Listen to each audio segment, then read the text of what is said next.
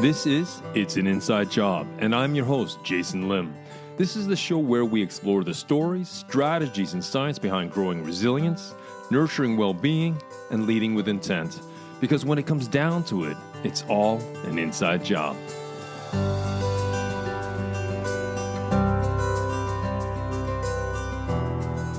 Well, welcome to the top of a new week. A couple of questions for you. Have you ever felt like the tools designed to make work easier sometimes end up making it more complicated?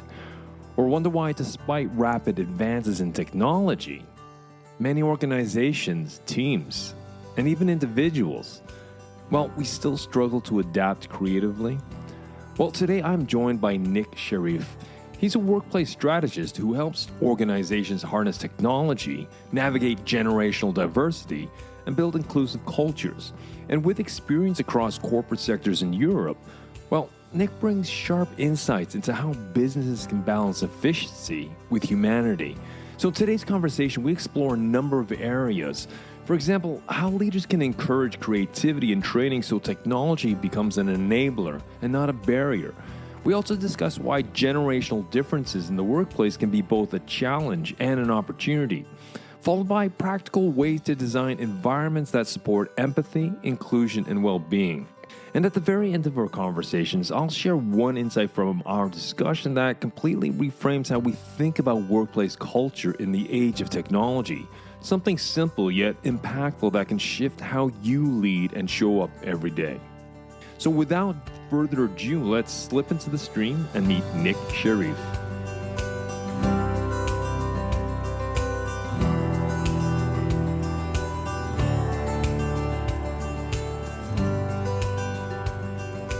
I'd like to welcome everyone back to It's an Inside Job.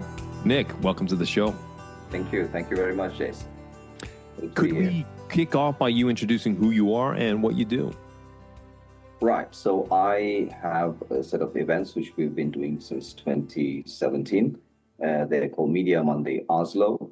Concept originally designed and developed in Dubai during the financial crisis. So it was a concept designed to find answers during a time of crisis and get creative, sort of switch things upside down and a rather sort of a unorthodox approach where you look at a problem not necessarily as a problem but as an opportunity.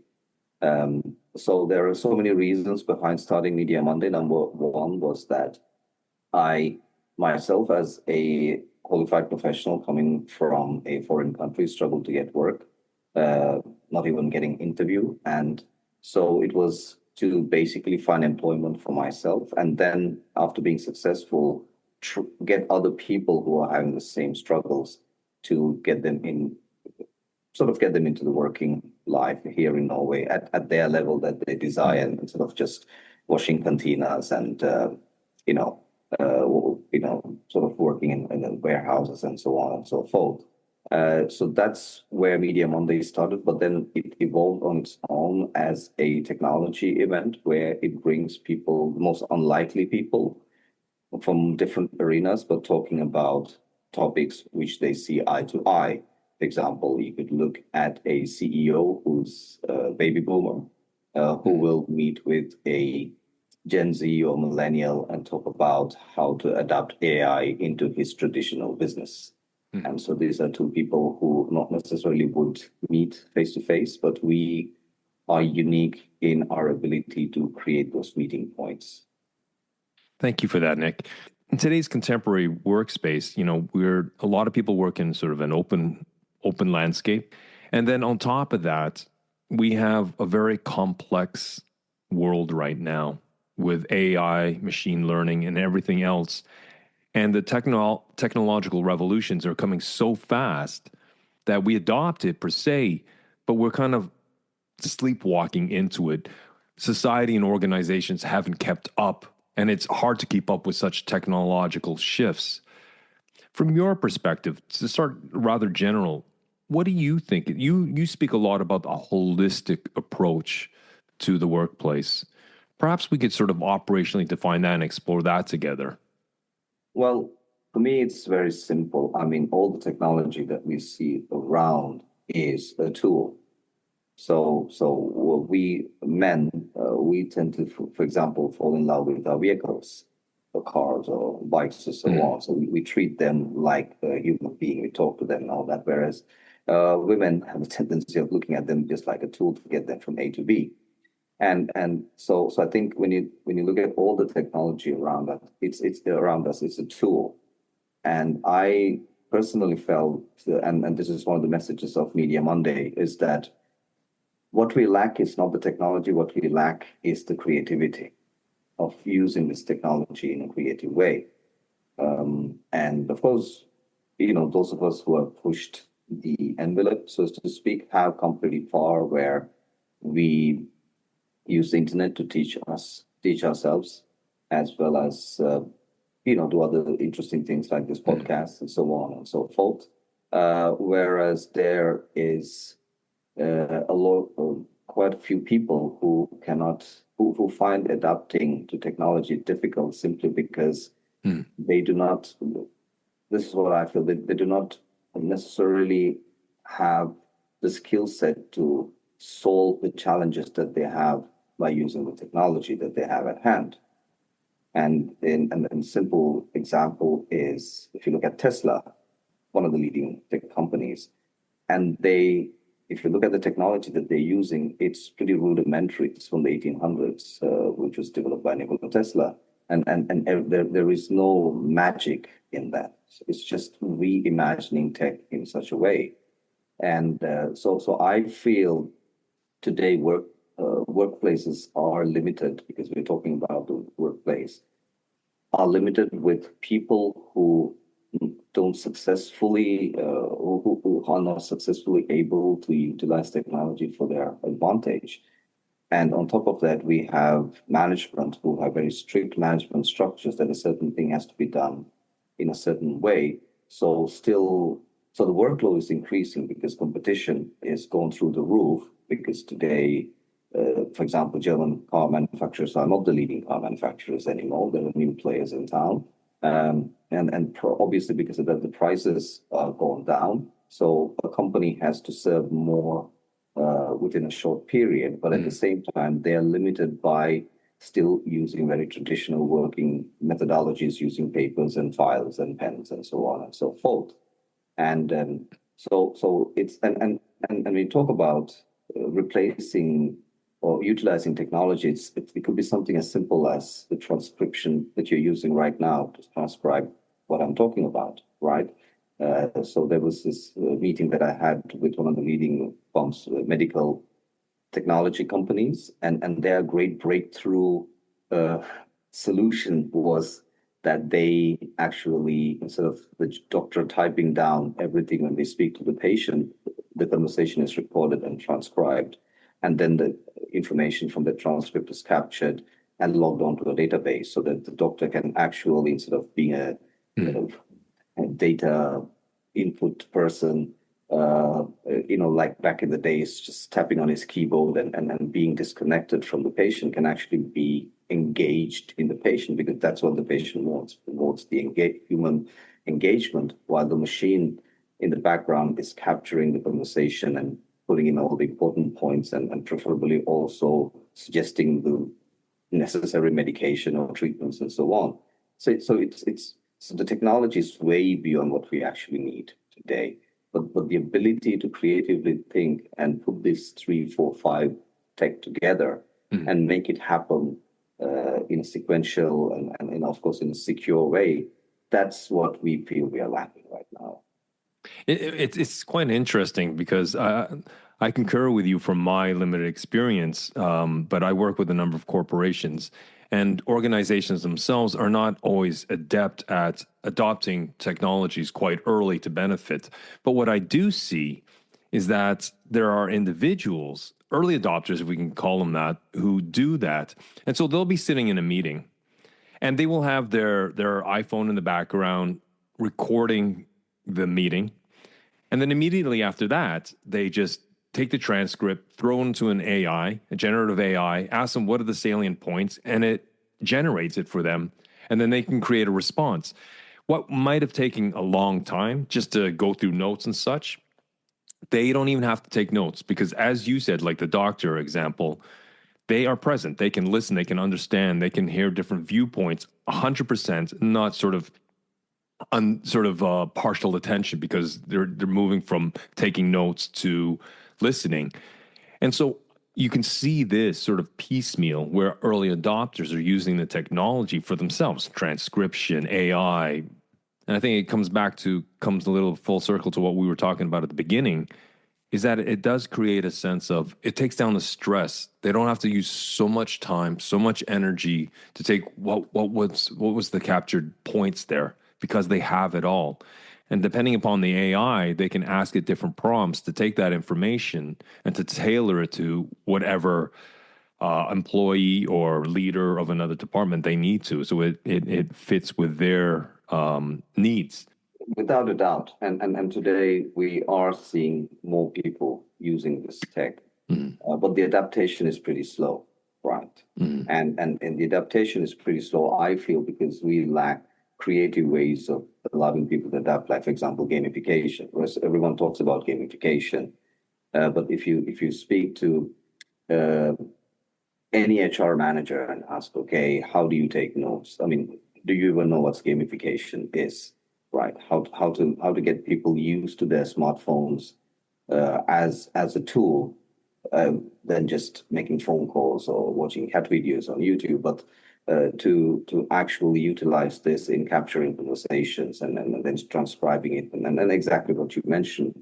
Do you have a gamification plan on how your senior to mid management or everyone across the board can utilize this type of things, right? One of the ways I look at technology is, yes, today you see everyone who loves, literally their syndromes have because of people looking at their smartphones, backaches and, upper back problems and so on and so forth. So people, without a doubt, people love their smartphone. They're addicted to it. But why not use something that you're addicted to actually make your life better and make your work life better than actually, yeah, just being a dopamine hit every now and then, right?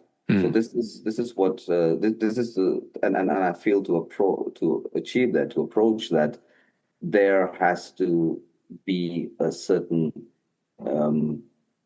I feel like there has to be there has to be some steps taken by people in HR or senior management to actually show how they could shave off minutes or hours from their day just by using these tools. And so, from your experience talking to different HR organizations within companies and such, what have you found have been sort of the primary or the most pertinent questions that they're asking right now?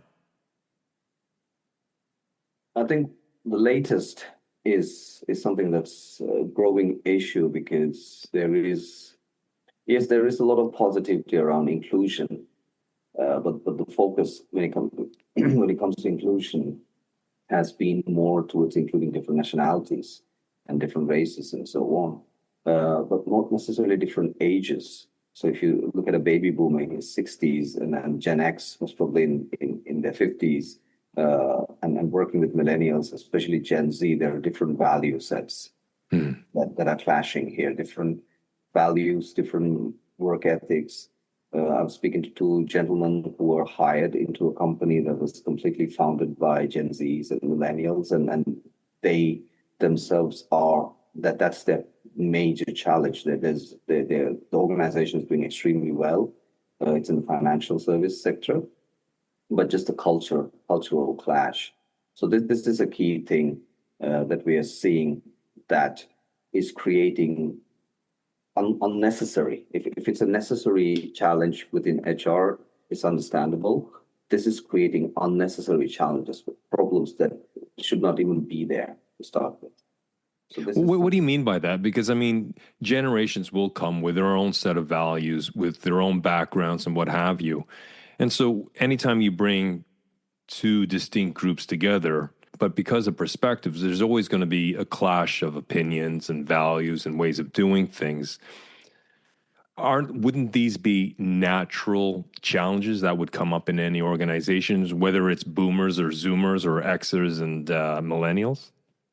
I think so. I believe it's definitely without a doubt. I mean, that's the beauty of human, humanity, right? We are different nationalities, different cultures, different ways of upbringings, different education, different psychologies, and so on and so forth. So it's whereas if you, for example, come from a country, if you had worked, I worked and lived in Dubai, and their diversity is welcome, right? They have a culture. It's based purely on diversity. They don't talk about it because there's 20% of nationals there and 80% of the population in the GCC in the UAE are foreigners, people like yourself and myself, you and me, from different countries working together, and that itself that is what is that itself is the norm. So it's normal,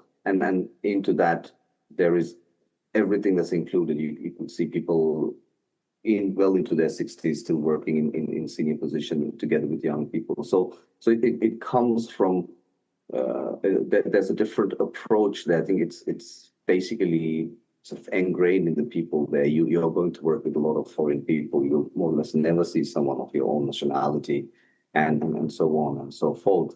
And I feel if you're looking at somewhere like Norway, they as a very secluded country, which is at the edge of the world more or less, there is this tendency of even if you're ethnic Norwegian, there's a tendency of you're from North Norway or you're from Stavanger or so on. So there's these differences in the way of people approaching work, and then you see that going further down into different age gaps and generational gaps and so on and so forth. So I wouldn't say that there is like a pill to sort this out, but I would say just as we started with the Pride movement of accepting people of different whatever interest orientations that they have, I feel like we're at a time where we could openly talk about this, because and I think this is where we could get started on this journey of accepting different generations and how they work, and look at it from a positive perspective rather than a negative perspective. No, it's interesting. Is like when you see someone who wants to buy something, they will look at, like if it's a Gen X or like say a boomer, they will go and do some research. But like a Zoomer, for example, like my kids, what they will do, they will read all the comments other people made. That's how they make judgments on certain things, where I wouldn't have actually thought too much about that. I do that sometimes when I'm buying a book on Amazon or something, right? But when it comes to other things, I don't generally read a lot of the comments. I just kind of read a general review on something. But there are differences. So to create a more agreeable work environment where you have different generations, how can we do this to invite more people to the table, irregardless of generation, to share their opinions and their ideas? What we are seeing is, if you look at companies which are ahead of the curve, like the big corporations, global multinationals, they are creating a very tech-first approach towards getting people to communicate with each other, to creating more digital spaces where people, even despite their age gap, they get to hang around in the same sort of digital groups, or so as to speak, and so on. So we're seeing, and they're becoming more interactive. So you're not necessarily seeing just like Reddit, just text-based interaction, but more physical interaction that's happening. And but these are right now only with the top multinationals, which are testing all this out because they have the budgets to do it, and so on.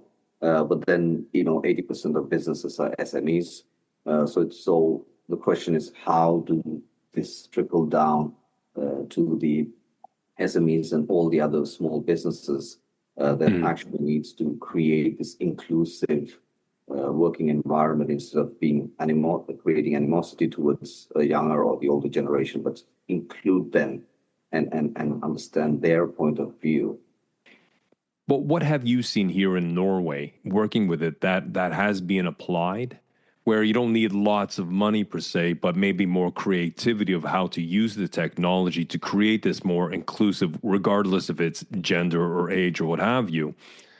What have you seen that has worked? What I've seen here practically is that if you look at, for example, I mean, I work with the legal industry, so you get very senior lawyers at the same time you get junior lawyers, and then and of course there's it's a very hierarchical industry, but now because of all the new regulations which are coming online, especially related to things which they never had to deal with, like sustainability and inclusion, so on and so forth. So today we are seeing the younger generation of lawyers and legal assistants and so on and so forth, given the opportunity to lead these type of new initiatives, whereas the traditional lawyers, the senior partners are following them. So they have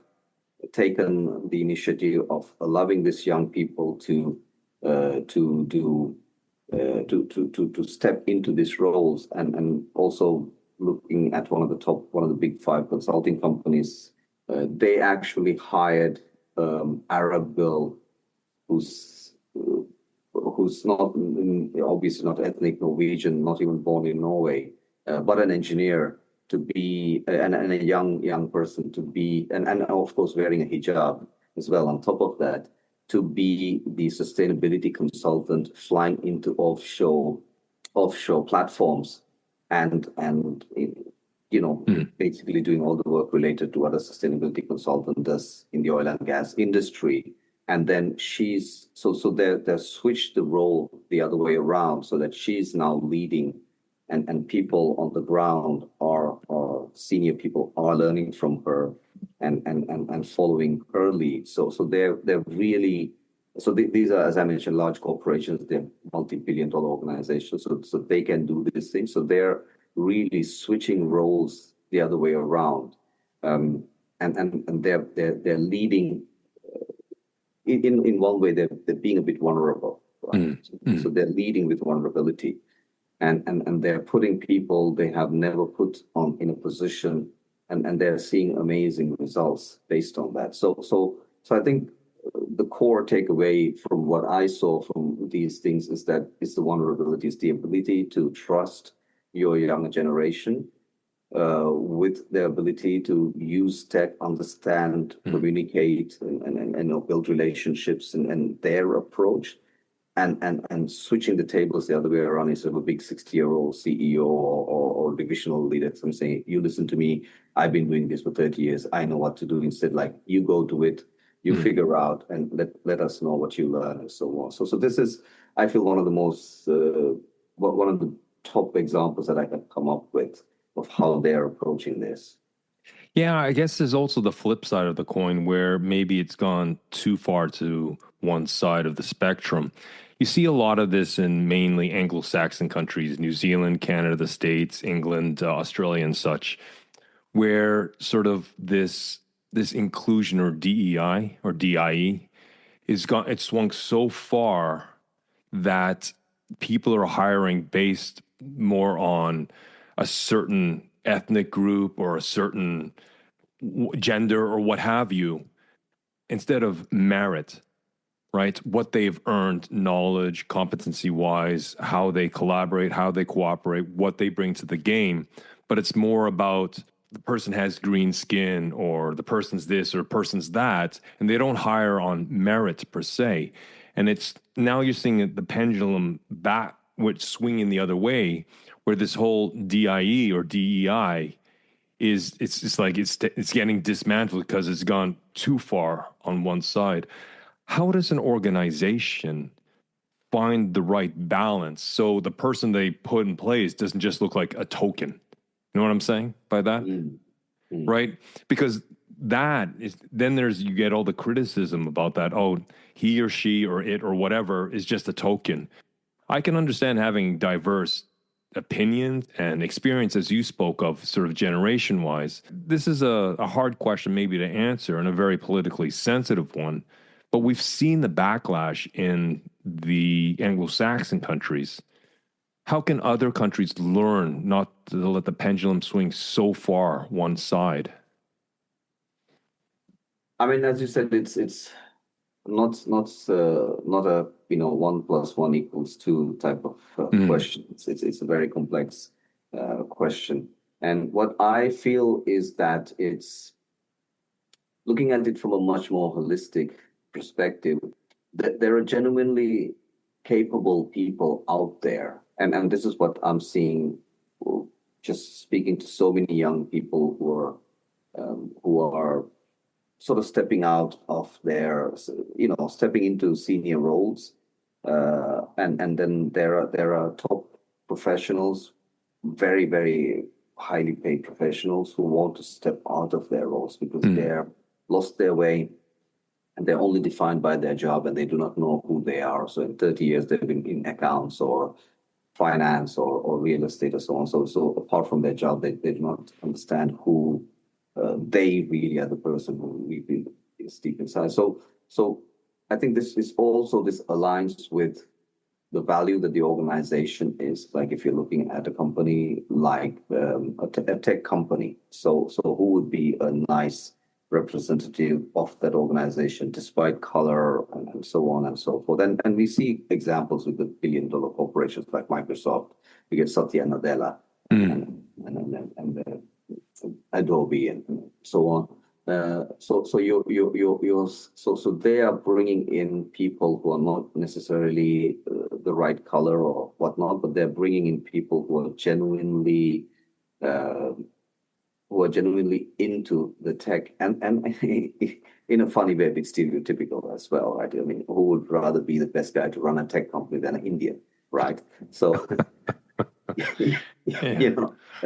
so there are elements that I feel that instead of letting the pendulum, instead of having I have nothing against people who like to dress the way they like to dress, but instead of having a purple haired a person, a cross-dressing person being the head of human resource management, just to symbolize we are an inclusive organization, you could definitely have someone who embodies inclusion, right? Who definitely is fearless enough to stand up and be a champion of inclusion. And when you say inclusion, even straight people, right, heterosexual, who accepts and to bring people who genuinely have value, who genuinely represent what that organization stands for, what that specific department stands for. And today, because of technology, we can bring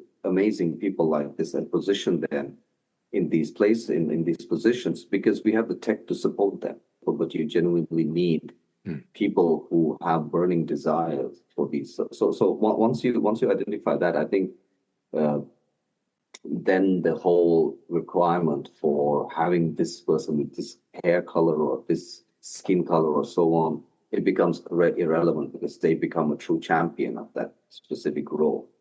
I think that's a good word. It becomes irrelevant. If you're hiring someone who's has the passion, who has the merit, who has the knowledge, the skills, the competency, the character, and the personality for that role, I think that is what we're seeing. But a lot of the times, people are hiring because of the book cover and not the content of that book.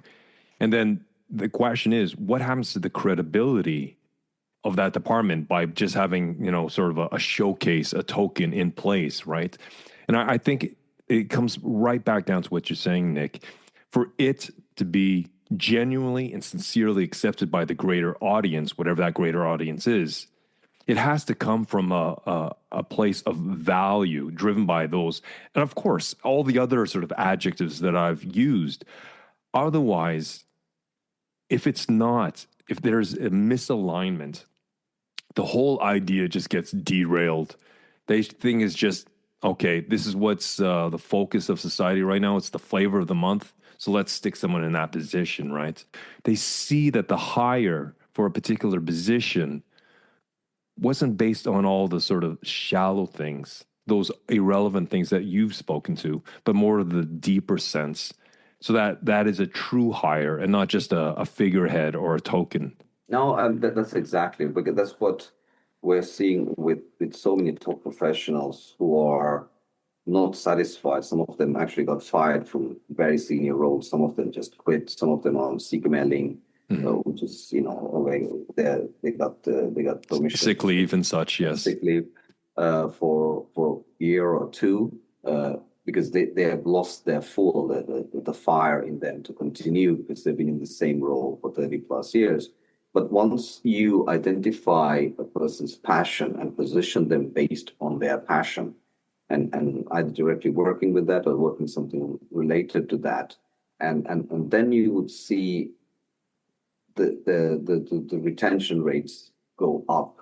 If you see a person who's really passionate about something, working in that position, that not just creates a happy employee, that culture will be a very nurturing culture for employees.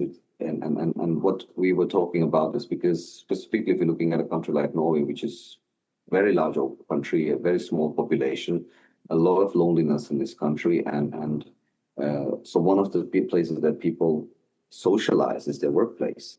If that workplace is toxic, so that's one of the only places that you want to socialize, and it is toxic, and then you have no other people to socialize because it's just the nature of Norwegians.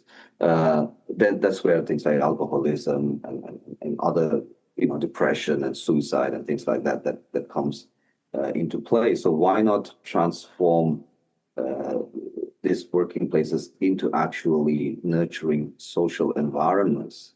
And that's the reason behind the event that we had on the 27th of May, from burnout to breakthrough, is how to create more socially acceptable and nurturing environments for employees so that they don't see coming to work as a burden and coming into a toxic environment or coming into a mundane, lifeless 9 to 5 environment that has no pulse. And instead, you see it as somewhere, a place that's nurturing, somewhere they get to at least have one conversation a day with someone of value who gives them an aha moment.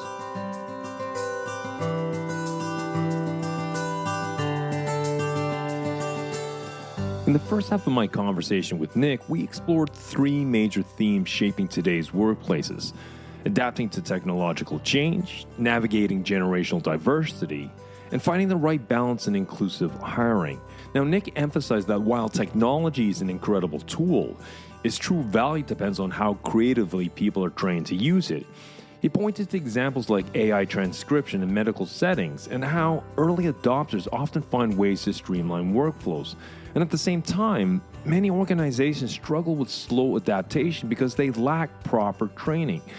Well, and they fail to make learning engaging through approaches like gamification. Now, this point is critical because it highlights a common gap. Companies spend heavily on new tools, but often neglect the human side of adoption, leaving employees frustrated instead of empowered.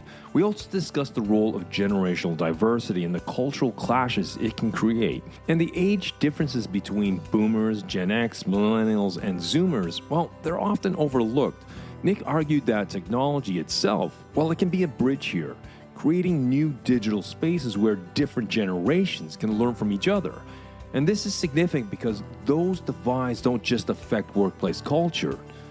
Well, they directly shape collaboration, innovation, and retention. And finally, we turn to inclusive hiring and how organizations can balance diversity with merit. Nick shared example from Norway's corporate sector where empowering younger generations and experimenting with role reversals, well, how it has led to more genuine inclusion. And at the same time, he cautioned against the risk of diversity efforts becoming too focused on demographics at the expense of skills and values. The key he stressed is ensuring that roles are filled by people who genuinely embody an organization's values and passion. And this point matters because it's not just about filling quotas. It's about building cultures of trust and credibility. So now let's slip back into the stream with part 2 of my conversation with Nick Sheirff.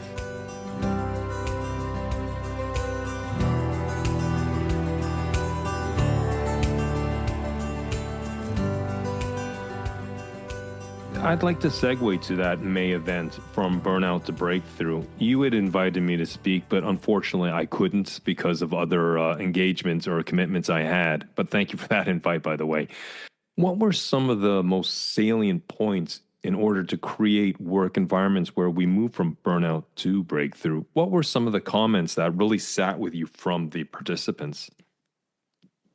There were so much information that came out from that event, and we had so many directions that we wanted to go, but we were limited by the time that we had for the event.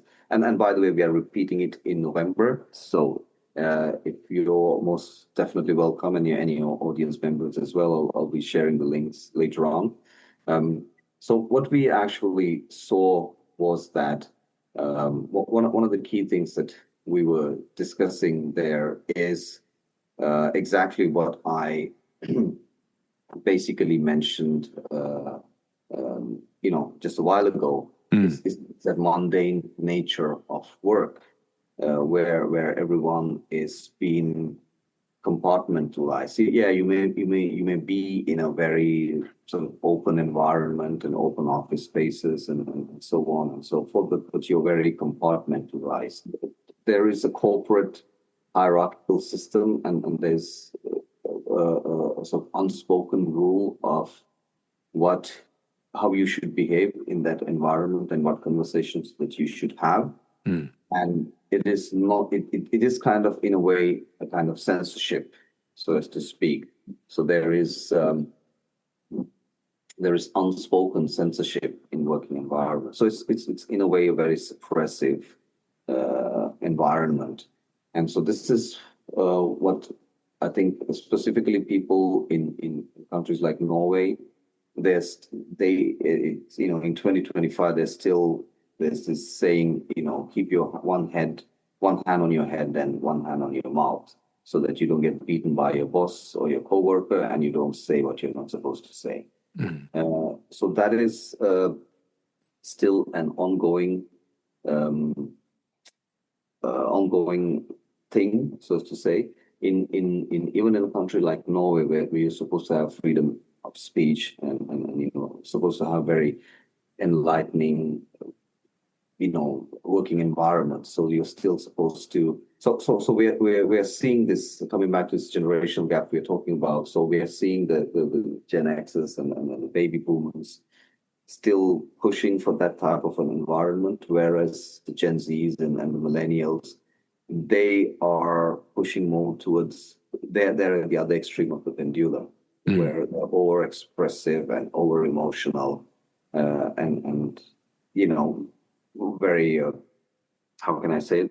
In a way, from the eyes of the sort of the baby boomers, unprofessional. So this is what we are seeing as a growing, and to a point that, because Gen Z and millennials understand tech so well, coming back to tech, they almost look at the older generation from a condescending point of view, like, you old dinosaur. So this is one of the biggest things that we were talking about when it came to the current challenges that's been faced.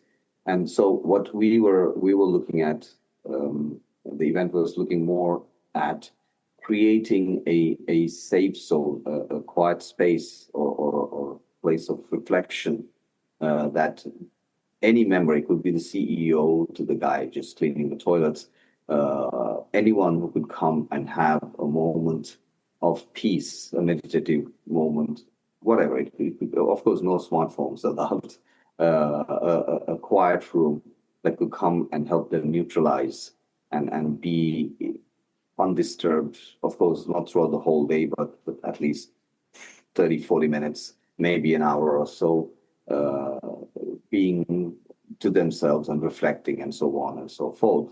Because we found that, and then of course, there's a lot of scientific research done, silence and self-reflection and breath work and, a bit of stretching like yoga or so on, or even meditation, if you're taking it one step further, it really helps you reconnect all those brain wiring, and it's called neuroplasticity, and sort of help you refocus your energy and so on. Because most people, what they were talking about, how working environments today drain so much energy. So this is a place of where you can recharge yourself. So this was more or less what that specific event was focusing about, and how many people who have been in top corporate jobs who have burned out, and how they have managed to get their lives back together by creating these spaces for themselves. And the whole idea behind the event, one of the ideas behind the event was to see how the possibilities of other organizations being able to have this type of spaces, so that if you see your CEO sitting in a quiet room and meditating, then you will obviously not feel bad yourself coming there and doing the same thing. Right? So to create that level of inclusion, but completely a neutral way of inclusion that doesn't judge on your position or your designation or your seniority or so on. And it sounds like part of that has to instill that into the culture. It has to be led from the top down, because if employees see that the leaders do it, then it's acceptable. Because you could speak a good game, but if people don't see it in action, they will stick to what they know, and that is just to grind on all the time. So one of the major salient points I hear you pulled from this May event was there was an agreement that there should be a space, a focus room, a quiet room where people can enter it, reflect, and kind of collect themselves, be more present. Because in an open environment, there is a lot of noise, there is a lot going on, and that does tend to drain any human being. And when I'm in and out of organizations, sometimes when I'm working as a sparring partner, we go for a walk and talk. Instead of sitting in a focus room or meeting room, we'll have a walk and talk. What that happens is if someone can open up physiologically, that has a direct influence on psychologically. So sometimes if we're just sitting, they can get stuck in a certain mindset. But once we start physiologically moving, but that opens them up. And then psychologically, they're thinking about new novel ideas, new insights they can have. You don't always have to do that. But I think that's another way, where people going out for cigarette breaks every hour. Well, I think it should also be acceptable just to go outside, get some fresh air for 5-10 minutes, to recollect in itself. So I think there are many different ways. And I think the core, what I hear is that sometimes we need to take moments, shorter or longer, just to reconnect and recalibrate so we can go back in to recharge, as you said. And talking about cigarette breaks is interesting, because I was working for a recycling plant, and only for the people who smoke, they get a 15-minute break, or not 15 minutes. I mean, I think I don't know how it take 5 minutes to smoke a cigarette, right? Or not too sure, like but probably. Yeah. So they get a 5-minute break every hour for smokers. So, which I felt was a bit unfair. Like I'm not a smoker, but I wouldn't mind that 5-minute break myself, right? And so that was something that popped up because I was back in 2015 or something working in a recycling plant out of Oslo, and so but that very much makes because if you look at there's a lot of new research done into nicotine. I don't want to go into that right now. But if you look at smokers, that is a way of venting out their frustration. It's part of that's the whole reason people take up smoking. Not the whole reason, but one of the reasons. Right? And so it's the same thing. If you can put all that 5 minutes of each hour, that's 40 minutes, and say, okay, you get a 40-minute break to go meditate or do some yoga or just reflect or just be in a quiet room playing 432 hertz to calm your mind, something of that sort. And then coming back to the point that you mentioned, and this is something we were very crucial about, that it should be led by leadership, right? So that people do not feel like they are taking time out of, that they're being, insubordinate. So the leadership to start this trend, because two things. Number one, of course, people don't feel like insubordination doing this, and number two is that that generation is a generation that really needs to learn a lot about mindfulness and more holistic approach to work. Because if you look at the baby boomer generation, they were the luckiest generation, because they were at a time where only one person needed to work and take care of. The salary was more than enough to have a full house of children and luxury travel and so on and so forth. And from that time onwards, the economy has been such that it's been more and more challenging. And even two people working today is not enough. And the Gen Z, they literally don't even see themselves having families and so on and so forth. The baby boomers come from a completely different timeline, a different economy, different way of working. And this has become a crisis in countries like India, because the Indian children, like myself, I'm from Sri Lanka, we not just respect our parents, but we do exactly what our parents tell us to do. And our parents tell us to do exactly what they did, which worked perfectly in their time, right? Go to school, get an education, get a degree, get a loan, get married, buy a house, retire. And that model doesn't work in 2025. We are living in a different timeline. So all these children who listen to their parents and who have done exactly what they said, they are catastrophically failed. And it's become a crisis, especially in a country like India, which has the highest population. So it's very important, coming back to our leadership, to get them to, at least start by get them to be the model, to go in there, have a moment of silence, and so influence the other people down the leadership chain as well as for themselves as well, to get them understand this new sort of holistic working environment and the importance of that. We were talking about, you said, creating these sort of quiet zones where people can be contemplative, reflect, recharged, creating a safe zone where people can share ideas, and an inclusive area where we can have sort of divergent thinking. Were there other tips or tools that people suggested that could add to this environment? Well, I mean, there's, quite a few tools that we discussed. Everything from sound healing to Reiki and how to position things so the energy flows and so on. So and there's a lot of scientific research done behind it, right? So one of the important tools talking about this was explaining the scientific research done behind this, because there's majority of people still can look at this as woo-woo, right? Why is just watching my breath going to make a change in my performance or in my day-to-day activity? Why doing what, for some people even why not eating a certain type of food is going to boost my productivity, right? So there is for people who have not gone deep into these areas, for them it's meaningless, right? Like, because, hey, my father ate this type of food, my mom eats, my brother eats, so I eat the same type of food and I have the same type of, mindset and so on. And then until it becomes a situation where I just met a gentleman who was diagnosed with diabetes at 38.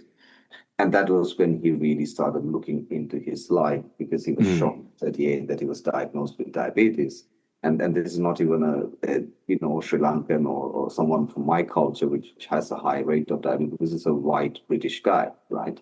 Uh, so most people, only when they hit a wall, only when they come to a point of no return, they tend to think of these things. And which is usually too late, right? Mm. Which is usually you're already burned bridges with your subordinates or your bosses or your managers, because you flipped at them or something, or you already took all the toxicity from work to home and destroyed your relationship with your kids and your family, and so on. So here it's about, um, number one, because majority of our productive time, time that we are awake, we are at work, right?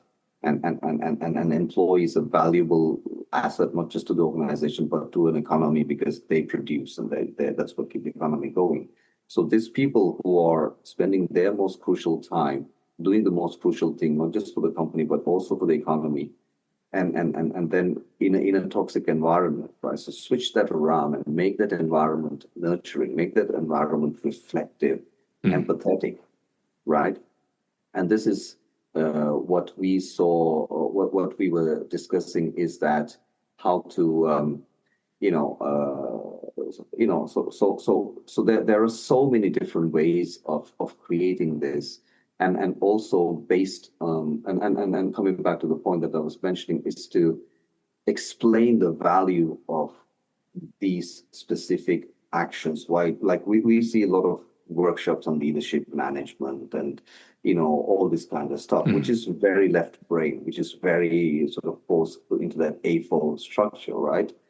And so it's already been done, but now we're about, why is it important to have a more holistic approach to work?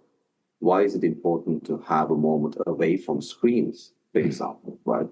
The stimulation that the screen creates on you. Why do you need to close your eyes, go to a place that even the lighting should not be LED lighting? It should be incandescent Mm.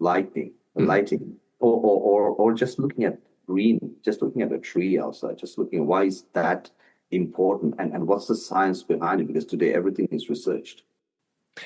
I think it's very interesting what you're saying, because it really chimes with me. It really resonates with me, because I go into a number of organizations, and we people are, they get stressed, they feel tension, they feel pressure. There's the anxiety, there's depressive thoughts, rumination, and such, and they think this is me. But when you teach them, like, I'll break it down, the brain, from my neuroscience or whatever, my clinical background, my cognitive science background, and I show them these are the elements in the brain. Now, again, I don't lose them in the science, but I think the science is important to give them some underpinnings to understand. When we go through a workshop, right, only a couple hours, but all of a sudden they think, you know what? It is my brain. It's my brain doing this. It's not me, my mind, my consciousness. It's my brain. And one of the things that I constantly say, I say, the heart pumps blood, the lung pumps oxygen, your brain is pumping survival. And so when you go into a negativity bias, you go into an overthinking or a rumination cycle, that's your wetware doing it. That's what it's supposed to do. It turns, as I say ad nauseum on this show, it turns paper tigers into tigers. What I mean by that, it takes perceived threats and changes into real threats. But once you teach people the underpinnings, the science or the neuroscience behind it, all of a sudden there's this distance. They can disassociate from their brain per se and say, no, that's just a pattern firing in my brain. And I don't have to listen to the narrative. I don't have to be a character in the narrative of my brain. I can step back through self-awareness and be the author of that narrative. And I can change that narrative. And all of a sudden, even though they can't change the situation, Nick, they change their perception of that things. Mm.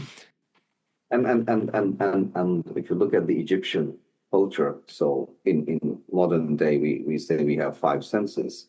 Um, the mind is also looked upon as a sense, just like Mm. our eyes and our nose and our touch and our taste. So the mind is also a sense. So the mind, so like, let's say, for example, the dog, which goes crazy when it senses something and completely takes over all its uh, actions because it goes chasing behind that specific scent. So that's what's happened to people because our mind comes up, creates all these different thoughts, and so on and so forth, and then we completely surrender to all the to these thoughts, right?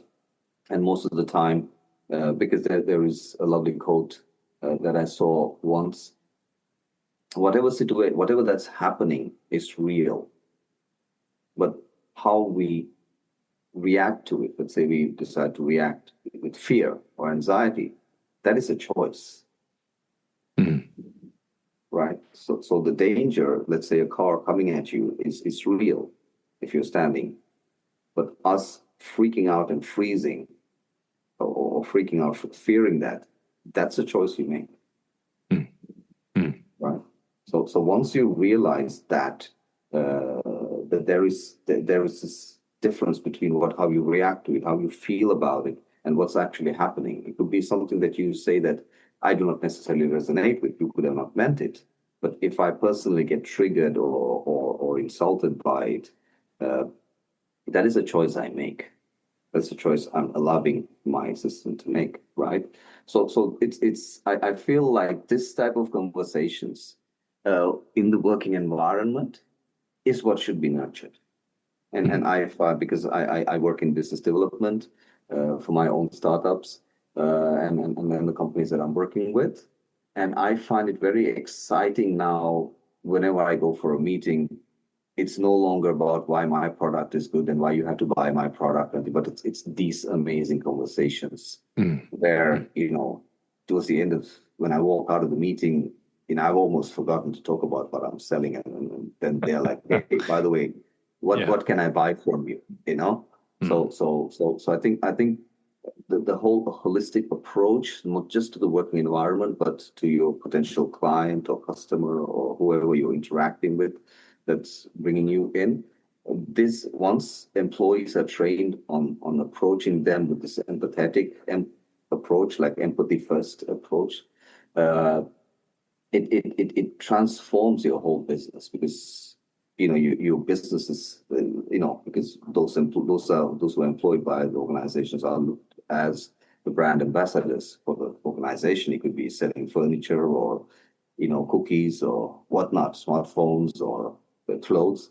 But once you have this empathetic approach ingrained into your corporate culture, so it not just creates amazing corporate cultures, it also creates amazing businesses. Right?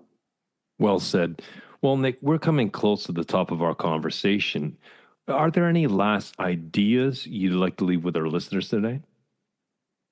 Well, something that we are working on right now, which is basically very much tied to everything that we were speaking right now, but using tech. So monitoring people's activities, their heart rates, their blood pressure, their blink rates, their voices when they're running meetings or sales pitches or communications and so on, using all the tools that we already have at our disposal, like smartwatches and phones and what they're watching or what they're doing on their screens and so on. Of course, with all this with consent and with the highest level of privacy, just to track a person's life for 1 month or next period that they prefer, to monitor all this and gather all this data, and then give them real-time coaching on, okay, now your heart rate is high, and now you have not eaten for whatever 5 hours, and now you're at this location, and whatnot, right? And now your whatever your brain readings are going down, or they're giving an unusual pattern. So it's time for you to just go grab a coffee or grab a tea or something. So a live coach will follow you through using your smartphone, because everyone has one, right? So that's something we're working on to help professionals, perform better and become and embrace this holistic lifestyle using the tools they already have with them. If someone wanted to reach out to you to learn more about what you do and creating more of this holistic sort of environment to work, what's the best way they can reach you, Nick? I would suggest LinkedIn. So I'm very active there.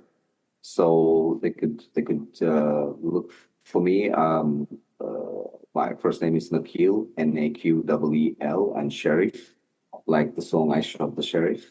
And so find me there. I'm from Oslo, and then also we could also reach to our website, which is disrupt.no. So it's I'll be sure to leave both your LinkedIn link and the disrupt.no link in the show notes. Nick, I just want to thank you for a very enlightening conversation. Thank you so much for the opportunity, Jason. It's such a pleasure.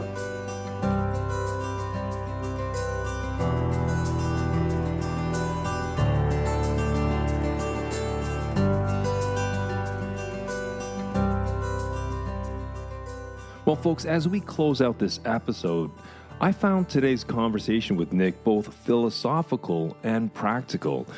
And the key takeaway from the conversation is that technology alone doesn't transform workplaces. Empathy does. Tools and technology, they can streamline processes, but without environments that nurture human connection, creativity, and trust, well, we all know they fall short of their potential. And that matters because when leaders combine empathy with technology through reflective spaces, cross-generational dialogue, and inclusive hiring that is based on merit, skill, knowledge, and experience, well, workplaces just don't become more efficient. They become more human, and that's what sustains people over the long term. So as you reflect on your own team, ask yourself this: where could empathy be the missing ingredient? Maybe it's in how you introduce a new tool, how you bridge age gaps, or how you support someone who feels isolated. Nick, a big thank you to you for sharing your time and your perspective, your knowledge and your experience so generously. Your insights remind us that while technology changes quickly, maybe too quickly, our need to connection and understanding remains constant. As the machines get better at being machines, we humans have to be better at being human. So if today's conversation sparked ideas, share it with a colleague who could benefit. And don't forget to subscribe so you don't miss future episodes where we keep exploring resilience, leadership, and well-being.